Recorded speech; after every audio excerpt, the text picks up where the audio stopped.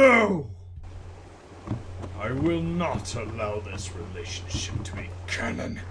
It will happen! There's nothing you can do to stop this. Watch me.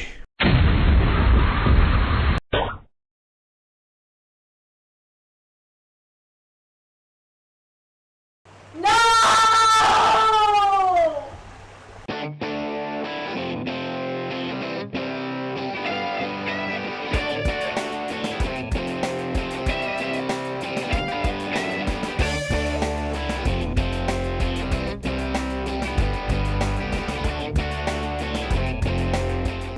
Hello everyone and welcome to another recap review.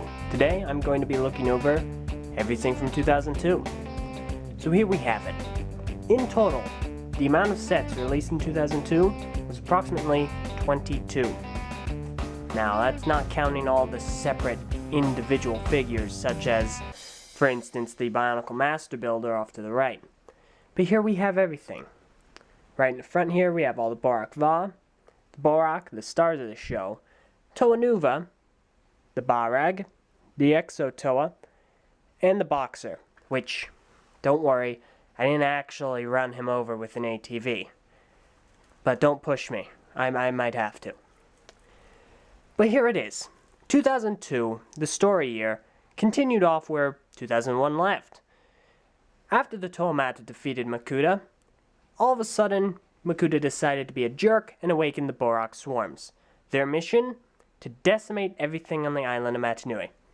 Now, while that was explained later, and we'll get to that, at the time, this was a real inconvenience for the Matoran, the Toa, the Traga, basically anything that didn't want to get turned into a pile of sludge.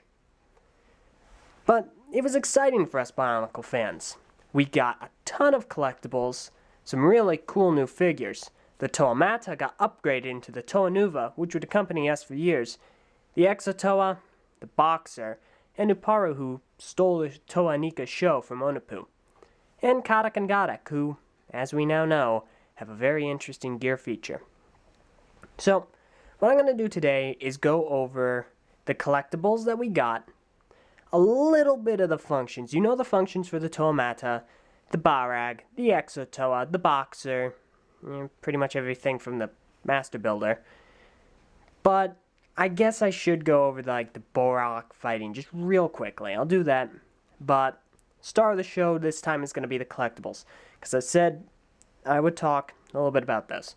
So let's jump right into this and see what we can find out. Alright, so let's start this off with the Borak game feature. This is pretty straightforward. Basically with the Borak, you have this little lever here, push down, head shoots forward. Borak game, basically to do this. Unfortunately, this doesn't really work out too well because they're both dome shape. This is primarily supposed to be used against Mictoran and Toa. Unfortunately, Toa are pretty tall, so the Borak would have to be doing this. It'd have to levitate. The other unfortunate thing is the Matoran are really short, and you're going to need multiple hits to knock them out. More than likely, you'll knock a Matoran back than anything else. As someone actually mentioned in the comments of one of my videos, yeah, he mentioned that the best way to do this, to win against these guys, is use one of Galimata's hooks. Now, technically these are also on the Boxer, but it doesn't really work out too well. I'm not going to demonstrate it here, but the Boxer's just a little bit too tall. So, I don't know, it doesn't really work out too well. It's too tall. You have to do a lot of repositioning. Maybe I'm wrong, but last I checked, it's not the best idea. That's basically the Borak function. That's supposed to be how it's used. So with that out of the way, let's get on to the collectibles of 2002. Alright, what we have here is the 8 Krana types that came out in 2002 with the Borak and the Borak Va. Now, as you can probably tell, not all of these are from Borak due to their coloration. Certain Krana colors will pretty much tell you which Borak it belongs to. Blue, it belongs to Tanak. Red, Levak. Orange, Galak. Green, Parak. And in light blue would be Korak. And, missing one. Oh yeah, light green would be Nuvak. what I have here is actually some of the Dormant Colors. There are 6 colors for every 8 Krana. So all of these in, say, red, and then all of these in, say, orange. All the active types. Now when it's in a Krana, when the Krana is in a Borak Va, it's a different color. It's dormant, like for Tanak Va it's yellow, Korak Va it's white, so on and so forth. Now, this means that there are a lot of different colors. 8 Krana, and then 12 colors in total. So there's a lot to collect. I don't have all of them. I'm not going to show every single Krana and every single color. Just going to go over these and what powers they have. Now, powers I'm getting from this nifty little thing here. So if I get something, I've double checked, this is all correct. But if anything's wrong, A, let me know, and B, as Kahi would say, it's Greg's fault. I don't believe that, but that's what Kahi would say. So, let's get this started. Starting off with the Krana Bow. Krana Bow's power is infrared, and it gives a Borak the ability to see in the dark. This color that I have here is from a dormant Krana that a Livak Va would carry. Next Krana is the Krana Ka. This one's ability is radar. Can detect distant... No, it's shielding. Sorry. Gives its Borak the power to shield itself and others from attack. That's pretty cool. Next one is the Krana Ja. So before you start laughing, its power is radar. And it can detect distant objects or obstacles in the swarm's path. So that's pretty neat. Next one is the Krana Su. And no, it's not a lawyer. Its power is strength. Has great energy and favors for only the strongest Borak. So, it's kind of biased. Next Krana, the Krana Vu. Gives a limited flight. And you've probably seen this in the Borak animated animations. It came out in 2002. And, it's pretty straightforward. Flight. Next is Krana Za, spelled with XA. It's a strategist. You've probably seen this the most. This one is it's the poster Krana for most of 2002. So this is probably the most commonly seen. It's a strategist, lives in the swarm commander, giving it power to create complex plans. Because all the others are dumb. So, there you go. Next is Krana Yo, and it gives the power of tunneling. Because there are not any Borak that specialize in tunneling.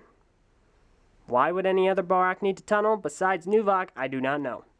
So it's straightforward. And finally, last but definitely not least, we have the Krana Za, spelled with a ZA. Its power is telepathy. Has the ability to communicate telepathically with the other Krana of the swarm. Now, this is the second most well-known Krana.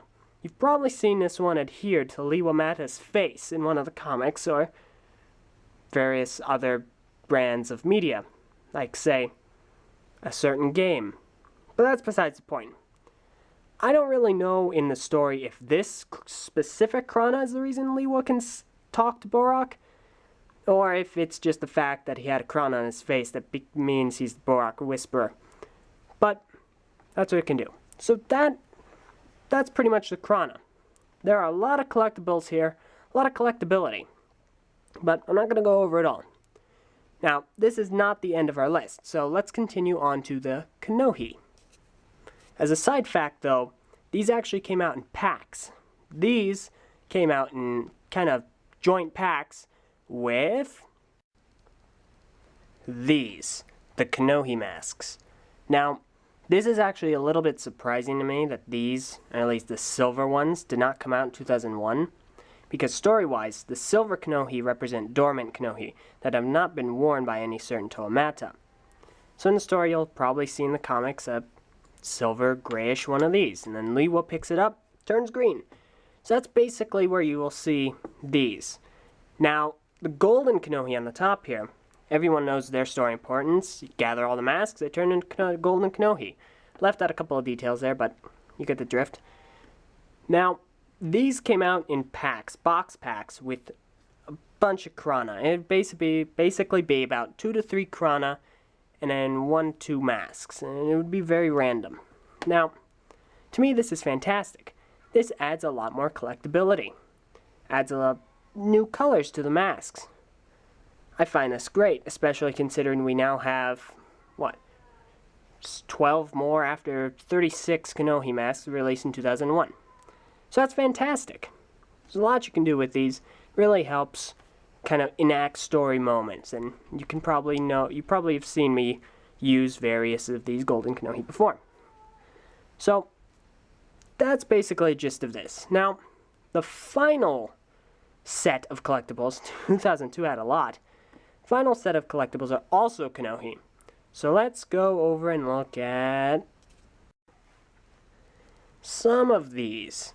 Now, before we begin this section of the review, just like to say I actually do not have all of the Toa Nuva Kanohi masks like I do all of the Mata Kanohi, as is obvious because I don't have a Nuva Pohatu mask in another color. So what you see is, for the most part, what I have. Now, the reason I didn't really go over these separate collectible Kanohi masks in the separate Toa Nuva reviews is actually for two reasons. One, obviously I don't have all of them, and I didn't want to put time to collecting all of them because it's not really something I really wanted to do. For this reason. Reason two, they're all the same. They're basically just recolors of each other because Galley's masks, they aren't transparent. You don't find a transparent Cow Nuva in a bunch of different colors. So I didn't really feel need to really put them in the reviews like I did the Mata Kanohi, because there are a bunch of different things. You know, you had the special recolors, and a lot of people actually I don't think knew that Pohatu Mata's Kanohi, Cow was orange. So basically, if you got a white one of these, then it's going to be blue, solid blue, if for Galley. It's going to be green for Liwa. It's just this mask in whatever color Toa it belongs to. So that's about it. So, basics. Real basics. Now, before I wrap this up, I just want to quickly go back to these. Only going to get two here. Now, if you hold these up to the light, I don't know if you can really see that all too well. No, you really can't. If you hold these up to the light, you'll actually find that they are slightly translucent. The golden ones especially. Hold them up to like a lamp, or don't hold them up to the sun, maybe like an open window during the day. You'll find that they are very slightly translucent. I find that to be very interesting. Also, the gold is more copperish, so make of that what you will. But that's pretty much it. That has been 2002. I hope everyone has enjoyed, because this has been quite a adventure, collecting all of them and looking everything up and bringing these presentations and reviews to you guys. Next time, I'm going to be going over 2003, starting off with, whatever the heck I'm going to be starting off with. We'll see. You'll find out. I'm probably going to go on a little bit of a break to finish collecting 2003. It's probably going to be shorter than the break I took for 2002, however. Now, just want to say, if you guys have any questions that you want me to answer, like directly in a video, definitely comment with questions. I read everything you guys say, and it's always enjoyable. It's a lot of fun stuff to read. So, whatever you say, whatever you want to know, whatever you have to ask, just ask it. And I'll probably, in between this review and the first 03 review, I'll probably make some question and answer video answering some very highly requested questions, or just some that I think would be fun to answer. So, that's pretty much it. That has been 2002. I hope you've all enjoyed, and thank you all for watching. Farewell.